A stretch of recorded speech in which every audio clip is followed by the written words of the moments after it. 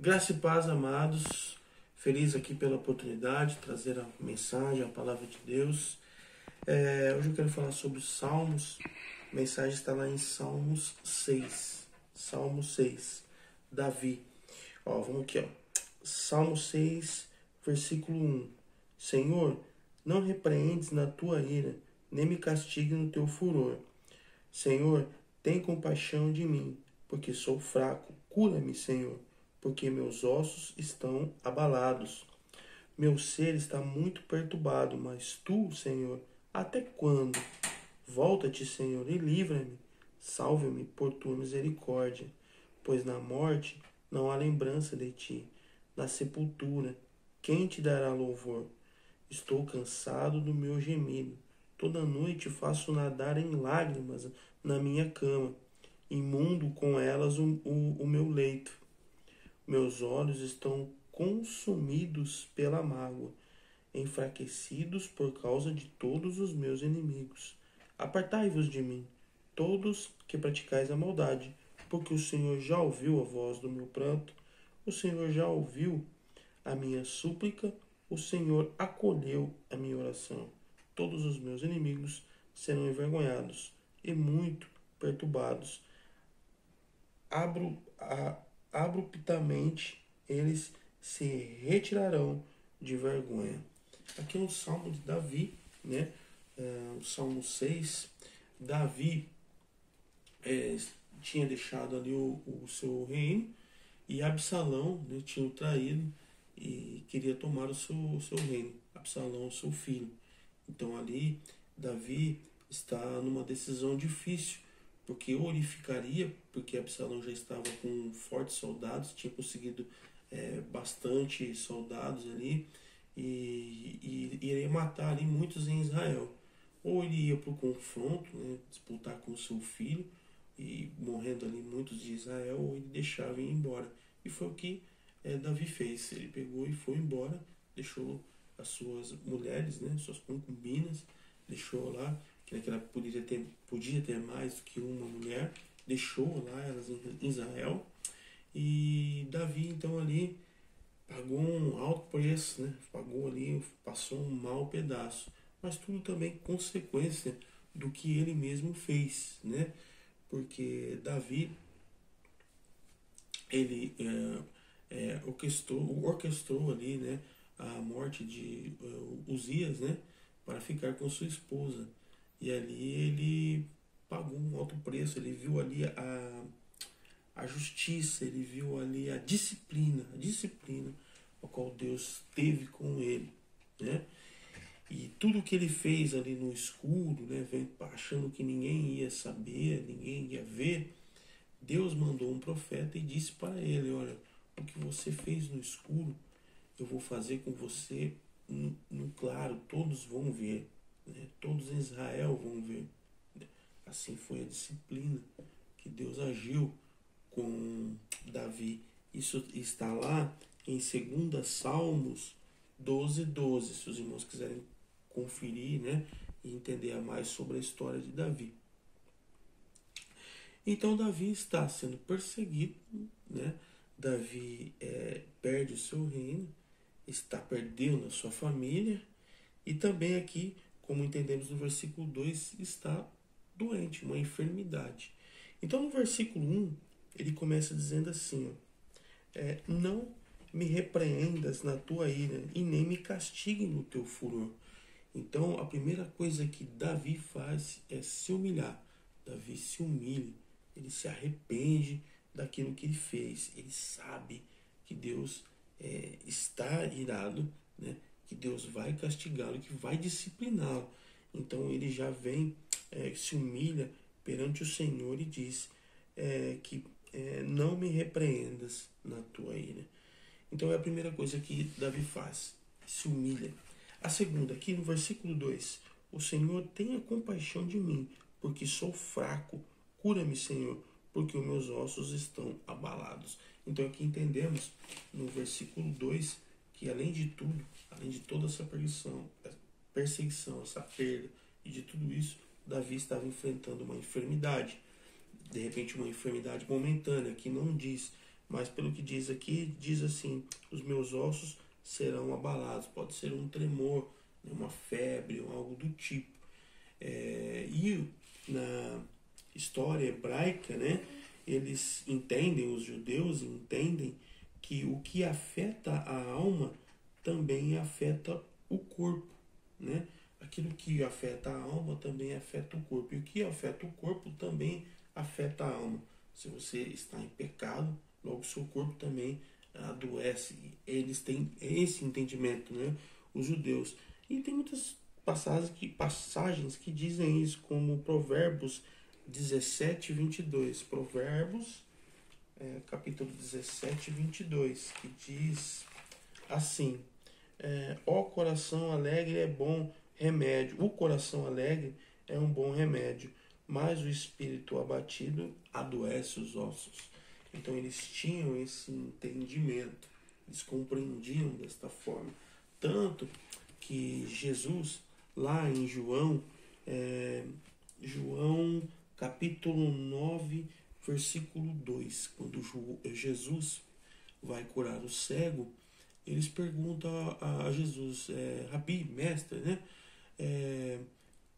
O seu pai pecou ou foi ele que pecou para que, né, tivesse cego? E Jesus diz, não, nem seu pai pecou, nem mesmo ele pecou, mas isso aconteceu para que manifestasse a obra de Deus ou a glória de Deus, né? Então não é porque estamos doentes e só porque pecamos, mas há coisas que acontecem, como hoje vivemos uma pandemia, né, onde muitas pessoas estão sofrendo, muitas pessoas estão morrendo.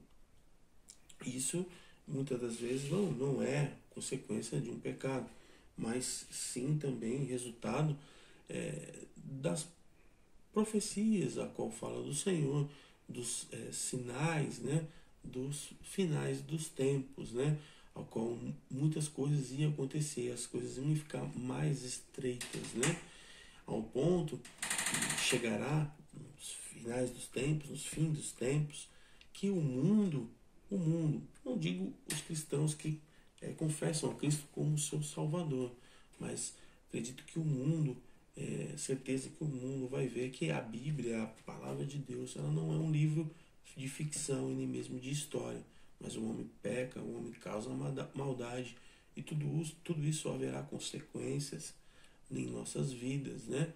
E para a vinda do Senhor, muitas coisas ainda têm acontecido. Isso que está acontecendo, por incrível que pareça, não é nada perto daquilo que ainda vai acontecer. Mas como a Bíblia não errou em suas profecias, e elas aconteceram, muitas delas cabalmente, né? Já aconteceram, principalmente a vinda de Cristo, principalmente muitas outras, com certeza ela também está certa a respeito dos finais dos tempos. Bom, dando continuidade, no versículo 3, aqui ele diz assim: meu ser está muito perturbado, mas tu, ó Senhor, até quando? Aqui é um desabafo, né? Ele é um desabafo que ele faz. Até quando eu vou sofrer? Até quando, ó Senhor? Eu me arrependo, eu me humilhei diante de ti. Eu me arrependo. Até quando eu vou sofrer? Quando o Senhor vai entrar com providência? Quando o Senhor vai ficar com os braços cruzados? Até quando? É aqui no versículo 3. No versículo 4 ele diz assim, ó: volta-te, Senhor, e livra-me, salve-me por tua misericórdia. O sentimento de Davi aqui é que Deus tinha o castigado e virado as costas para ele e estava indo embora. Então aqui ele diz: volta para a comunhão, né? Volta pedindo o perdão ali e a misericórdia, se humilhando perante Deus. No versículo 4, né? Volta, né?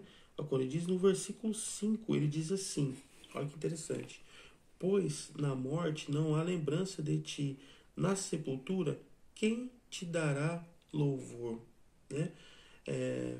Pois na morte não há lembrança de ti. Aqui parece um conflito teológico, mas não é. Na sepultura quem te dará o louvor? Bom, no versículo 5 aqui diz a respeito sobre a aliança a aliança ao qual Deus tem conosco, né? A aliança a qual Deus tinha com Davi, né? Deus gosta de lembrarmos da aliança a qual Ele tem conosco, né? Então Ele gosta que nós lembramos dessa aliança, não porque Ele esquece, mas porque nós esquecemos. E Davi aqui então entende também que está morrendo, porque Davi está, além de ser perseguido, como diz, perder o trono. Aqui também, como nós vimos no 2, versículo 2, ele diz que seus ossos estão abalados, que ele está morrendo. E aqui também ele diz que ele está morrendo. Para Davi ele estava morrendo, então ele diz assim, mas como eu vou morrer? E a aliança ao qual o Senhor tem comigo, as promessas ao qual o Senhor tem comigo, né? Pois há promessas para Davi de que ele ia começar a fazer ali a obra, a casa do Senhor, né? O templo, que não era ele que terminaria, sim o seu filho, mas ele estaria ali começando. E também tem mais, diz que seu reino, né, ia para sempre, e Absalão, seu filho, não seria ele, né? Até mesmo porque ele não faz da descendência, mas sim Salomão. Então aqui ele diz, Senhor, mas e a aliança? E aquilo que o Senhor prometeu? E o louvor ao Senhor? Né? Ele não disse para ele, reivindicando algo, mas ao próprio louvor ao Senhor. Né? A promessa que o Senhor fez para o louvor do Senhor mesmo. E quem faz isso também? Moisés faz isso. Moisés, ele diz assim, Moisés fala assim, Senhor Deus, não mate todo o povo. O que dirão? E para onde para o que eles vão falar? Para onde levar, tirar do Egito? Por quê? Para matá-los? Então, Moisés também fala isso. Lá em Êxodo 32, 11 e 12. Êxodo 32, versículo 11 e 12. Os irmãos podem confirmar lá. Então, é a respeito da aliança. Então, agora aqui no versículo 7. Não, versículo 6, perdão. Estou cansado do meu gemido. Toda noite faço nadar em lágrimas a minha cama, imunda com elas o meu leito. Olha que forte isso, né? Ele chorava. Aqui nós vemos Davi chorando toda a noite e sua cama se enchia de lágrimas, né? Era um sofrimento que ele estava chorando. Vejam bem, hoje, né, no padrão, no mundo, muitos dizem, né, que homem não chora, né? Que homem não chora. Mas não é assim que a Bíblia diz. A Bíblia diz que bem-aventurados são aqueles que choram, porque serão consolados. Nós que cremos em Cristo Jesus, na promessa, nós seremos consolados. Então, esse choro, ele vai sim ter um consolo. Às vezes nós choramos, né? Eu não digo todas, mas às vezes nós choramos para pessoas erradas, né? E acabamos somente murmurando, só reclamando, né? Há pessoas certas, a qual Deus põe no nosso caminho, sim, para nos ajudar, nos acolher, mas há muitas vezes que nós choramos para as pessoas erradas e acabamos chorando e mais mesmo reclamando, mais mesmo acabamos com somente murmurando, em vez de chorar aos pés daquele que pode resolver os nossos problemas, que pode nos consolar, como nós vemos aqui. Bem-aventurado os que choram, porque serão consolados. Vamos lá. E aqui ele diz no versículo 7, meus olhos estão consumidos pela mágoa, enfraquecidos por todos os meus inimigos. Interessante que ele não fala do seu filho, né? Que é seu filho, Absalão, que está o perseguindo, mas ele coloca os que estão ao redor dele, os seus inimigos. No versículo 10, no versículo 9, aqui já começa algo muito interessante. No versículo 9, não, no 8 já. No versículo 8, a gente já nota algo acontecendo com Davi, o sobrenatural, algo, de repente, aos nossos olhos, até muito místico, porque ele estava de um jeito e logo tudo começa a mudar. Então aqui, Davi, acontece com ele algo muito sobrenatural, um encontro com ele tem um enchimento com o Espírito. Tá certo que somos batizados uma vez só pelo Espírito, mas há um enchimento, um enchimento, a qual ele se fortalece no Senhor, a qual ele tem a garantia e a força e a certeza da sua salvação, que está no versículo 8, que ele diz assim: apartai-vos de mim, todos os que vos praticam maldade, porque o Senhor já ouviu a voz do meu pranto.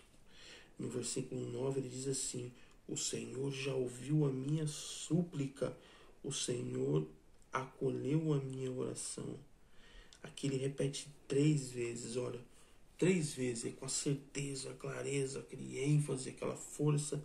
Ouviu a voz do meu pranto, já ouviu a minha súplica, o Senhor acolheu a minha oração. Veja que aqui ele já não está preocupado mais com as coisas externas, que ele vai ter inimigos até mesmo no fim dos seus dias. Ele vai passar por dificuldade até o fim dos seus dias. Mas ele já não está preocupado com as coisas externas. Por quê? Porque no interno, dentro dele, ele já está firme, seguro. Deus fez o mover na vida dele, ali dentro dele. Pois ele já tinha certeza, porque ele tinha um Deus que o ouvia. Ele tinha um Deus que o escutava. Sabe aquele pai a qual você pede todas as coisas, ele vai dando as coisas? Aí ele te dá isso, ele te dá um presente, ele te dá, ele só te dá. Mas ele não te ouve, mas ele não está presente. Não é um pai presente. Não é o caso de Davi, porque Davi aqui, ele tem a certeza de que ele tem um pai presente, um pai que o ouve. No versículo 10 ele termina, né? Todos os meus inimigos serão envergonhados, muitos perturbados, e eles se retirarão de vergonha, né?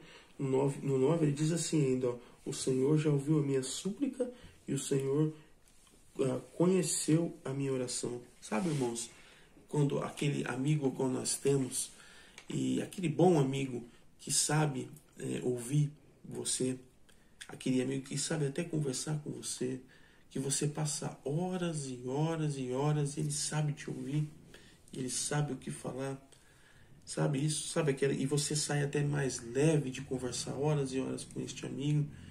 E isso, o que aconteceu com Davi foi muito mais que isso, porque ele tinha certeza deste Deus, deste Pai que o ouve. Então aprendemos muito com este salmo, muito. Aprendemos no versículo 1 que quando nós estamos vivendo assim sobre limites, quando nós estamos no limite, o que devemos fazer? Primeiramente, que aprendemos com o salmo, se humilhar. Ver que as coisas que acontecem não é só dar desculpa, mas saber e entender que muitas das vezes nós erramos, falhamos, pecamos, e não podemos pôr culpa num, no outro ou dar desculpa, mas devemos nos humilhar e se entregar aos pés do Senhor. A segunda é desabafar, né? Às vezes nós queremos desabafar com o mundo, com as pessoas, mas devemos desabafar primeiramente com Deus. E a terceira é o choro, né? O choro aos pés do Senhor, pois é Ele que vai nos consolar. Bom, irmãos, então essa é a mensagem. Agradeço a oportunidade e que os irmãos, essa mensagem vai ser entregue amanhã na Escola Bíblica Dominical. Que os irmãos tenham um domingo abençoado na presença de Deus. Lembrando que mudou o horário, né? No domingo à noite será às 6 horas da tarde, devido ao decreto, né? Então mudou o horário aí de domingo, que domingo à noite é presencial, vai ser então às 6 horas, 18 horas, perdão, às 18 horas, então, foi aí, a gente mudou esse horário devido aí o decreto, né? Mas acabando o decreto a gente volta à normalidade. Que os irmãos tenham um domingo abençoado na presença de Jesus. Deus abençoe.